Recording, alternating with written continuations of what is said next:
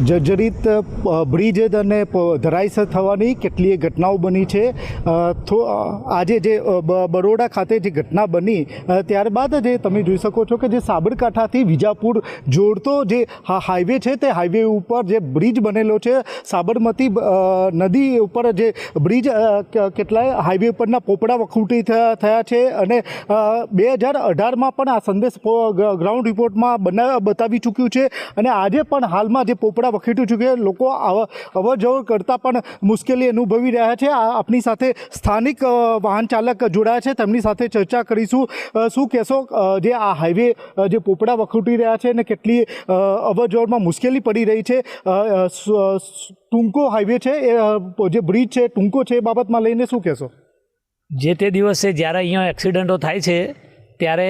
મોટામાં મોટી મુશ્કેલી અનુભવાય છે કે છેક દેરોલ સુધી આમ લાંબી લાઈનો લાગે છે, આમ છેક રણછોડપુરા સુધી લાંબી લાઈનો લાગે છે અને પબ્લિક અત્યારે સાધનો લઈને નીકળે તો વાઇબ્રેશન અનુભવે છે અને લોકોનો ડર ભાઈ ક્યાં બ્રિજ પડી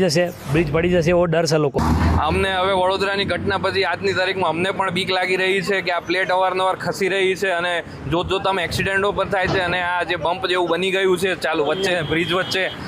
તો અવારનવાર ટ્રાફિકની પ્રોબ્લેમ પણ અતિશય રહે છે। માટે સરકારને દરખાસ્ત કરીએ છીએ કે આનું ઝડપથી નિરાકરણ કરશો અને આ બિઝીએસ્ટ હાઈવે કહેવાય, આનામાં આ લાપરવાહી ચાલી ના શકાય અને એનું રિપેરિંગ કરતાં એનું પરમેનન્ટ સોલ્યુશન શું છે તેની જવાબદારી તમારી બને છે। ખાલી રિપેરિંગ કરવાથી ને ખોટા ખર્ચા કરવાથી હાલ 25 લાખનો ખર્ચો કર્યો, અમારા જ ખિસ્સાના પૈસા, પબ્લિકના ખિસ્સાના